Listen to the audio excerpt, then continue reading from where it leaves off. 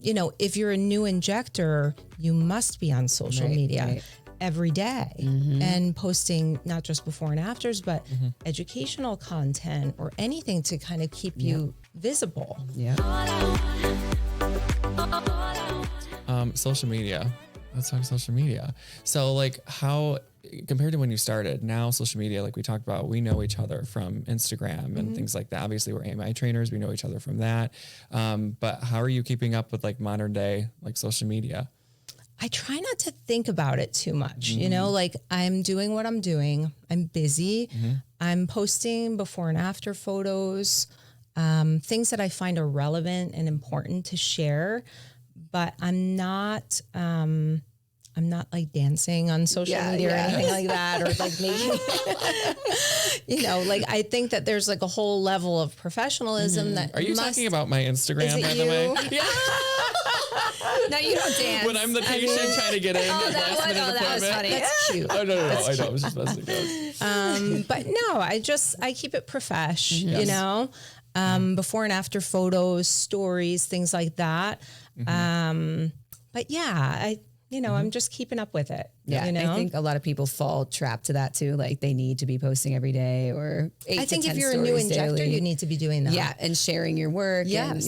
And yeah. So like social media happened when I was already kind of full and busy. Right. So I guess that's maybe why I feel the way I feel about it. It's like, it's just for fun for me. I'm like, okay, let me share this photo because I think it came out awesome. Right. But like, if you're a new injector, you must be on social media every day and posting not just before and afters, but educational content or anything to kind of keep you visible. Yeah.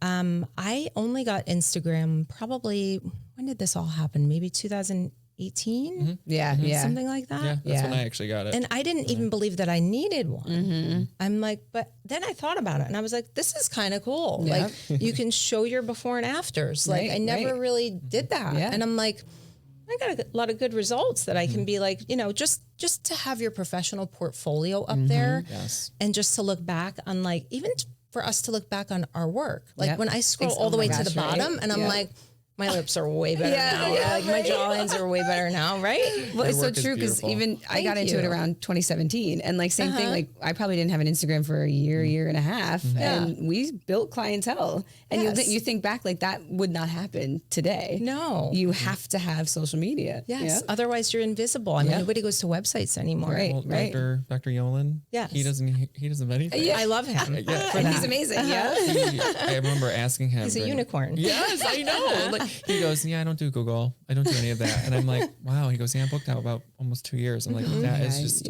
amazing. Incredible. But he doesn't need to do it. No. Because he was also from the time, I think, before social media as well.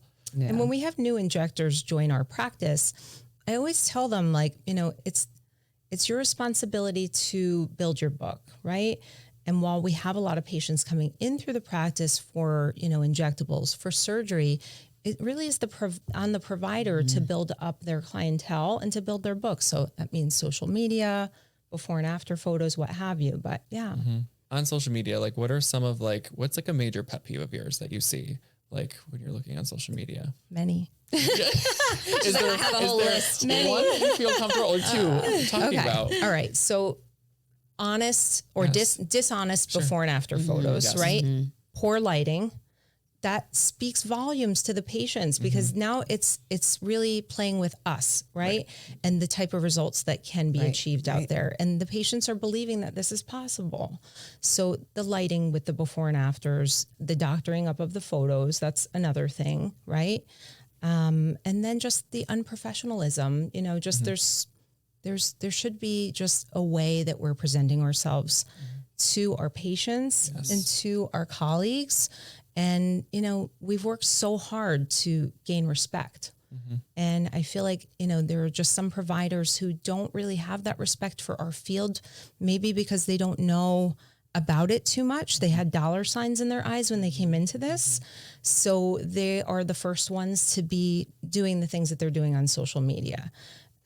So I feel really strongly about that we have to maintain a level of professionalism. Absolutely. We've talked about that before too. Like, this is at the end of the day a medical procedure, right? And we need to remember that and keep it a little bit more serious. You know, for my Instagram and for socials, I like to keep things light, positive, educational, right? You know, I don't like to talk about, you know, oh, I'm so busy, this, that, or my schedule, look at my schedule today, things like that. And, and, you know, the other thing too, for me is big is, obviously, you know, there's practices all around, right? Competition, things like that. But, you know, say you have a patient coming from another practice, and, you know, they're coming with, you know, certain concerns, you treat them, you know, they came from another practice, and then you post the before and after, and then that other person, it just, that kind of revolving. Yeah. And that's that for me. And once I hear like they've come from somewhere else, I usually just don't even ask to post it, because you just want to maintain that camaraderie with the community.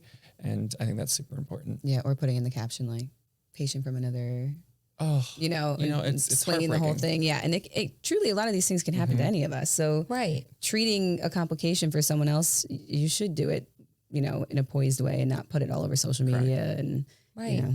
I always wonder, like, is there a patient out there of mine that like, you know, didn't come back and see me? Like I always put it out there too with my patients. Like if there's ever any issues or concerns, please contact us, you know, so we can address it ourselves. But yeah, it's that type of behavior on social media that I really won't tolerate it, you know? I agree. Yeah.